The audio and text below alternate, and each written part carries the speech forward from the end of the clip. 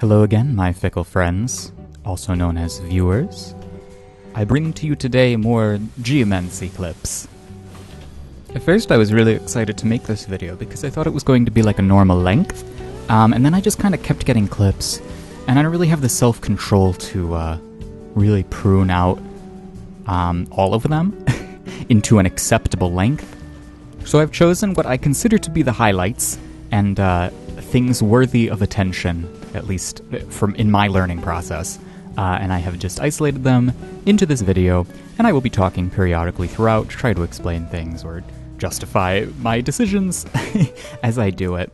But more than anything, this is just for entertainment and education, maybe? Basically, the build is really cool and fun and good, and I strongly encourage people to play it, or some variation thereof. You never know what you might find. For example, you might, after doing a lot of research about Natural Dex, find out that not meeting the strength requirements for a staff makes it cost an exorbitantly higher amount of stamina per cast than if you did meet the strength requirements, completely changing your perspective on how you made all of your builds thus far. But I'm putting out this video because these clips are going to get lost at some point, and this build is just too fun not to share to an audience that is interested in such things. No build I've ever made previously has ever struck that balance between being deep enough to play and remain engaged, but also successful enough to achieve victory, pretty much. And this build accomplishes both fairly well, with varying degrees of success. I think the most important thing is that it is just so very safe once it gets started casting. You can basically just put up a big defensive barrier around you that you can then shift as you walk, and just keep pushing people away from your position, and then eventually bait them into an explosion or a barrage of catch flame, and eventually you'll just finish them off. Which is a lot simpler than it sounds, but if you wanted to play the absolute most basic principles of Geomancy, that would be it. You throw Rykard's Rancor up, you throw a Roiling Magma up, and you run in with Catch Flame.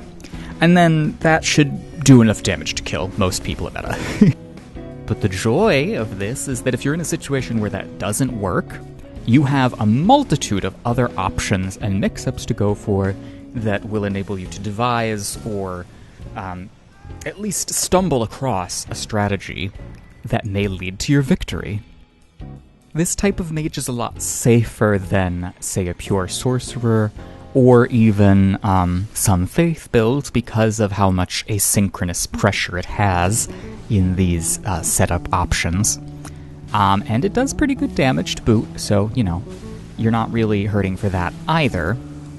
The only thing is that it requires you to do several steps before you get your kill or victory, unlike something like, you know, Stars of Ruin, Star Shower, the one-shotty spells that are kind of undodgeable.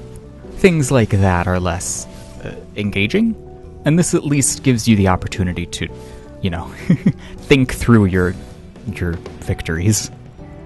The one main downside is that a big chunk of your safety strategy kind of falls apart when you have a co-invader, because it hits everything, and I do mean everything around you.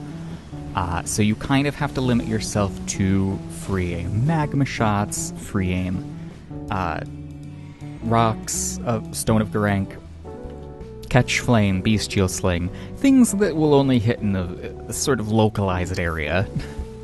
It's more about mix-ups than about precision, so demanding precision out of this is asking a bit much. We are all about the explosions here. Very black mage, like Final Fantasy XIV, the MMO. You're just kind of blowing shit up. And you get to throw rocks at people to boot, and who doesn't want to throw rocks at people? The Geomancer is very much a stoner, and I mean that not in the cannabis sense, but in the stoning people to death sense. You know, like The Lottery, by author Shirley Jackson. Now, just because the build is so safe and creates these, I guess I should mention that first, the explosions, pretty much all of them create completely opaque smoke screens that can't be seen through, even a little bit. But you can still be locked on to through those explosions, so it's only so safe. It does, however, at least obscure what you are doing, so it does lend some uncertainty to your actions. In essence, you're recontextualizing the architecture of the game by creating these giant swaths of hitboxes. You set up a safe area, or at least a threatening area, and then you capitalize on the new positional advantage you have created, and then you punish anyone foolish enough to walk into it, or you corner anyone foolish enough to run away from it. And like any mage, this is not completely foolproof. There are obviously ways through the explosions. You can wait out all of the FP if you're really patient enough. You can cleverly space around it and then get a counterattack. You could counter with plenty of spells of your own to do the same thing in response. As long as you have some pretty rudimentary presence of mind about continually keeping up Roiling Magmas and Rykard's Rancor, then you'll go pretty far. And yes, most of the more broken weapons of the game will still be a challenge. You'll probably get crouch poked to death. You will be one-shot or chased down by double Naginatas. Moonveil is the Moonveil. Rivers of Blood are the Rivers of Bees, and so on and so forth. And I should also mention that I do not take this build to its natural conclusion or even utilize it perfectly well most of the time. I'm really just kind of scratching the surface of what is possible with it. But I like that I came up with it, and it is very fun to play. Another nice thing about the explosions is that you could kind of bypass shields by using the magma and by repositioning yourself behind an explosion so that the shielding opponent's back is facing the Roiling Magma or Rykard's Rancor. And then with Magma Shot as a mix-up, then you're good to go. It's just really good. It's just really good. It does a lot of poise damage when fully charged. It's actually really good for that. Magma Shot does 92.5 poise damage in PvP, so everyone outside of like fully poised up bull goats is gonna get staggered by it. Additionally, anyone that gets hit by Roiling Magma will take a whopping 180 poise damage, which I'm pretty sure is impossible to poise with anything in the game. Don't take my word for that. I don't actually know what the upper limit is. Really, there shouldn't be that much poise anyway, but let's not worry about it. What matters is that we can counter it, and we have techniques and methods of getting around it, even if it does kind of gate out some of the more interesting and creative options that we have available to us. Nevertheless, limitations breed creativity, and with that limitation, the propensity for breaking poise in mind, we can develop solutions that are both creative and effective without too much trouble, I think. Recently, I've been very, very optimistic about the state of Elden Ring PvP for no reason whatsoever. I've been doing lots of invasions, I've been making a crazy amount of builds, I've been playing all sorts of different styles, not just mage.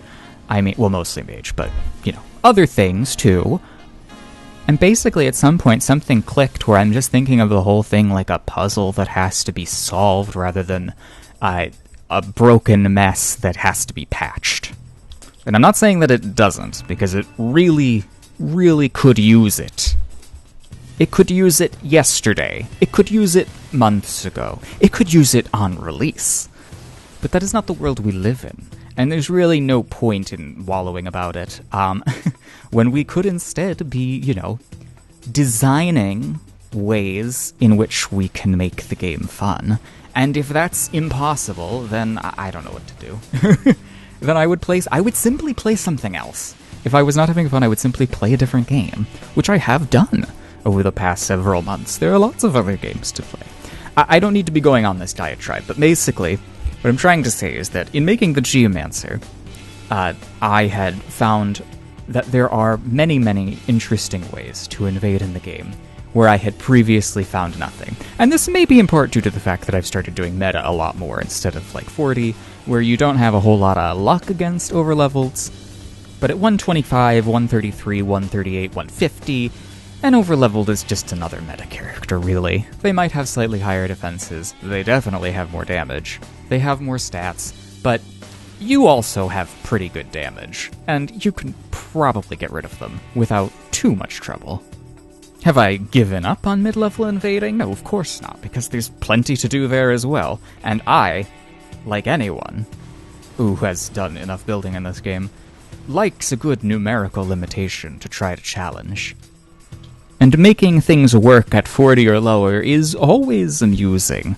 I don't know how low I'll ever take the Geomancer, but seeing as how the Meteorite Staff is so prevalent for most levels of the game, and Gravity Sorcery is just like a step away from Geomancy, we could probably make something work at some point. I'm very focused on meta at the moment, so we'll get there. For context, this next clip was done after like 15 minutes of searching the level, so I feel like that does make it a lot more satisfying when this person ultimately goes crashing to their doom.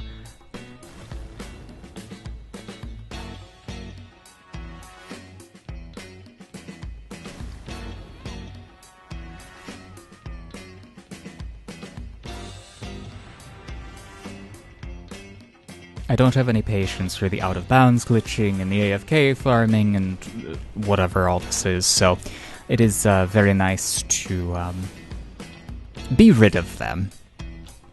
And it was very satisfying to come up with a solution for hitting them that was not just the ballista cannon. And because of the nice chunky hitbox that has when it lands, you can sort of fish it through walls and floors like that. Which is something that I just kind of presumed it would do when I threw it, and it did in fact do it. Here I happened across Swede just kind of like accidentally as he was a blue, and I was fighting him as if he like wanted to fight, but he really didn't have much intention of doing so, and I felt bad about trying to melt him. He was just, being a good person by letting me eviscerate the host. Just mercilessly. Where was I? Oh right, Geomancy. Once upon a time, in the early days of magical art, magicians used a method of divination that interpreted markings on the ground or the patterns formed by tossed handfuls of soil, rocks, or sand. Long ago, during the 7th and 8th centuries, Arabic scholars took to the study of astrology, alchemy, geomancy, and a great other number of magical arts. According to the enigmatic oracle Wikipedia, in Renaissance magic, geomancy was classified as one of the 7 forbidden arts, along with necromancy, hydromancy, eromancy, pyromancy, chiromancy, and... hang on. Spatulamancy? I'm not making this up, I swear. Okay, it's technically called scapulamancy, but I really don't understand what's so mystical or divinatory about shoulder blades. Anyway, I digress. Rudimentary geomancy is a thing you could go do, but as for the accuracy of the predictions, I can't exactly speak to that. It is a really cool little system with lots of fun symbols, so, it's fun to look at. I should also mention that in the history of everything, there is also Chinese geomancy, which is known as feng shui, which I'm sure you all know what that is. It has a lot of deeper esoteric meanings aside from just arranging furniture, but it is technically a geomancy. Why am I talking about the occult exactly? An excellent question. An excellent one indeed. And the answer is that I like to think of this little build as the natural conclusion of medieval geomancy. I like to think that it is no longer the paltry art of drawing fortunes from thrown stones, but the act of carving fate itself into stone. I sort of brushed on this in the last video that introduced the whole concept, but I'm talking about it again because it's just so fun. I like this angle because it grounds, pun very much intended, the build in a sort of historical context. Like, the very first geomancers were just casting stones to determine their fortunes, and now they've advanced the craft to a point where they're throwing much larger stones and lava to decide fortunes. Is that incredibly nerdy and cringe? Yes. Yes, it is. But I am free to do as I wish in this mess. I have included this extended engagement as evidence that it is possible to create longer, drawn-out narrative scenarios than what is typically encountered. Usually it's you miss space against a katana and that's the end of it. But sometimes you get saved by regen and explosions. How cool is that? I'm trying not to burn myself out on this build, so I've stopped playing it for the time being. I've got more than enough footage between the last video and this one to just kind of sit on the channel for a long, long time, and if I ever feel like revisiting it, we can. But future projects are Death Wizard, which has turned out very interestingly, and then a more standard sorcerer that focuses on having a lot of mind and a lot of cast speed. And this sounds all well and good, but I actually think it's a lot better than people give it credit for. Especially when you choose more balanced and thoughtful options than Stars of Ruin or Slicer. I don't actually have too much against Slicer. I mostly have things against 80 int, Luzat Staff Slicer, which is just a lot. It's a lot of nonsense.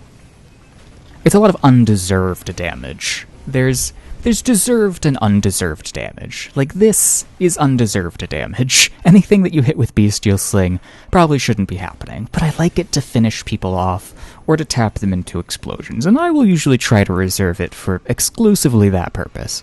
That doesn't mean that I'm always successful, but I do try.